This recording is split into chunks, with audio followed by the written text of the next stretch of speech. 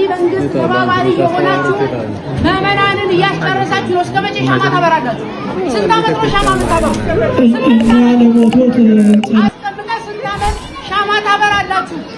ለእናንተስ ለህሊናችሁ አይቆረቁራችሁም ወይ? የሚፈሰው የንጹሃን ደም እስከመቼ? እሳቸው እንደ ማንኛውም ክርስቲያን ናቸው።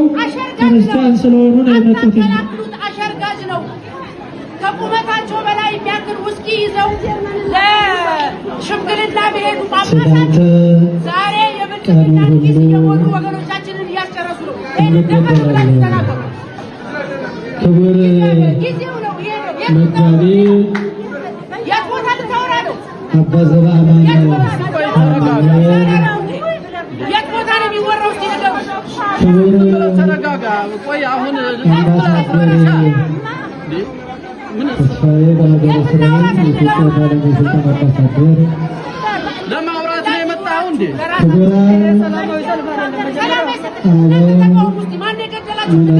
አንተ ነህ እንዳንተ ያለው ነው።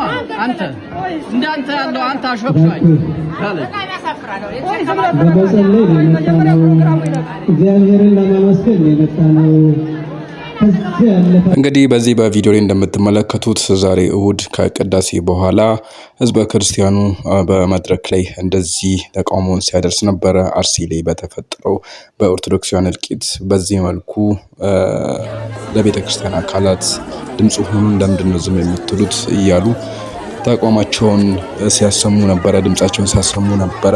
እንግዲህ ይስሟቸው አይስሟቸው፣ ምላሽ ይስጧቸው አይስጧቸው፣ እሱን የምናይ ጉዳይ ነው። እንግዲህ በተለያዩ ቦታዎች በዚህ መልኩ ሰላማዊ ሰልፍ እየወጡ ይገኛሉ።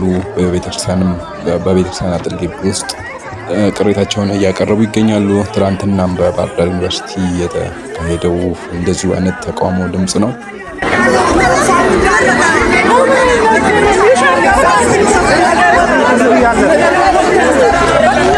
በሌላ በኩል በባህር ዳር ከተማ የሚገኙ የቤተክርስቲያን የዩኒቨርሲቲ ተማሪዎች ያደረጉት ተቃውሞ ለየት ባለ አቀራረቡ በማህበራዊ ሚዲያዎችና በህዝቡ ዘንድ ከፍተኛ መነጋገሪያ ሆኗል። ተማሪዎቹ ያቀረቡት ተቃውሞ በግዕዝ ቋንቋና በጥልቀት በሚታወቀው የኢትዮጵያ የቅኔ ስልት ሰምና ወርቅ የተቃኘ ነበረ።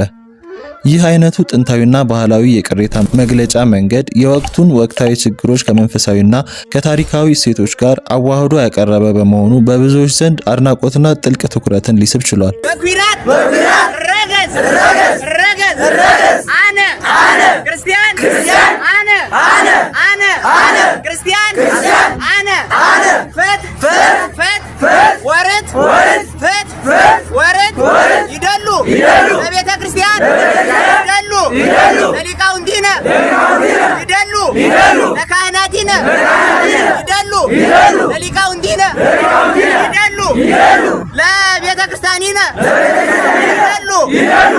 ለኦርቶዶክሳውያን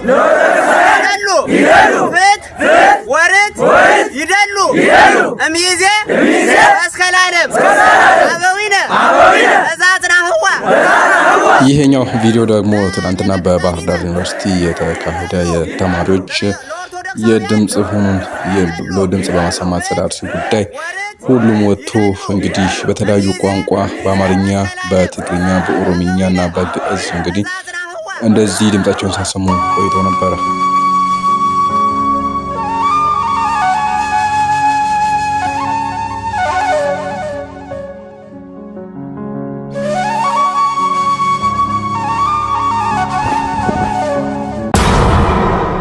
ምንድነው ይሄ ደግሞ? አዲሱ ቀንድሽ ነው እንዴ? አትጃጃይ እባክሽ። ኧረ ዝም በይ። አትቀልጂ እባክሽ። የማህበር ስራ እንዳለብን እያወቅሽ ሄደሽ ቤት እማየን እንደማገዝ እዚህ ትጃጃያለሽ እንዴ ህፃን? ኧረ ዝም በይ። ምንድነው? ቶሎ ብለሽ ልብስሽን መቀየር አለብሽ።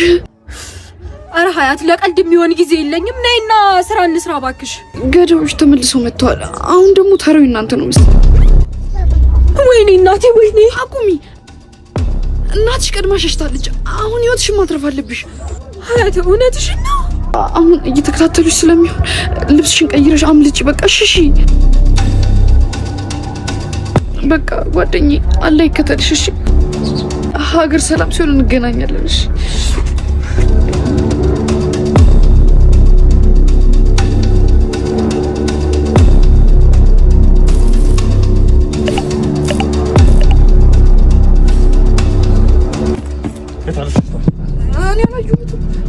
ከፈራሹ ጠብቅሽ።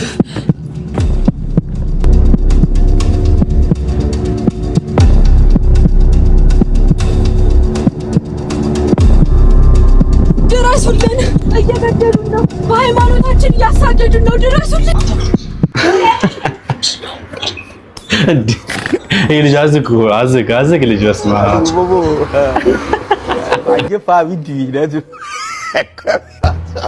ድረሱልን!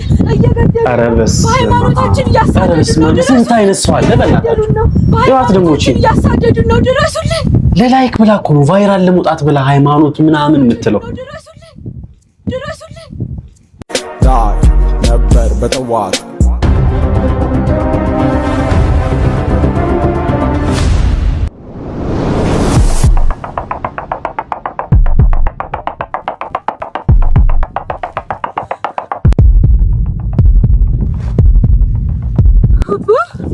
እርሶንም አሳደዱት?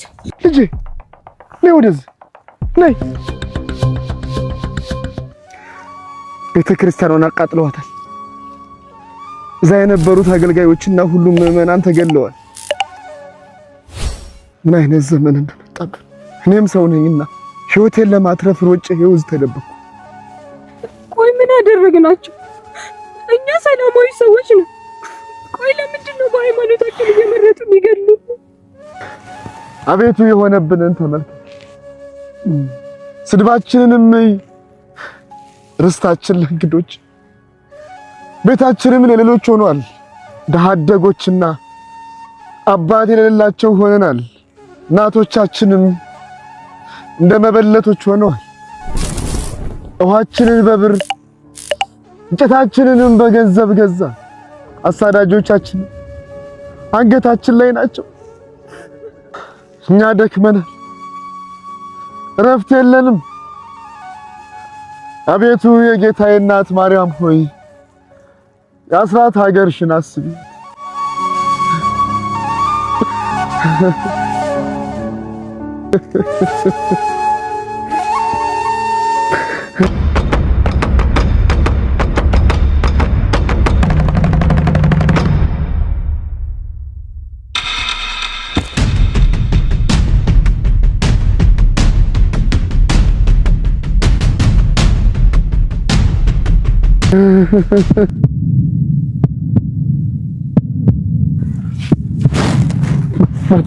መጡ።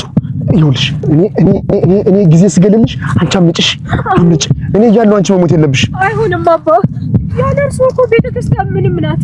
እኔ ምንም አልጠቅመው በሞት ይሻላል አባ። ይሄ አባትነት ትእዛዝ ነው። እግዚአብሔር ካንቺ ጋር ይሁን ልጅ፣ እግዚአብሔር ካንቺ ጋር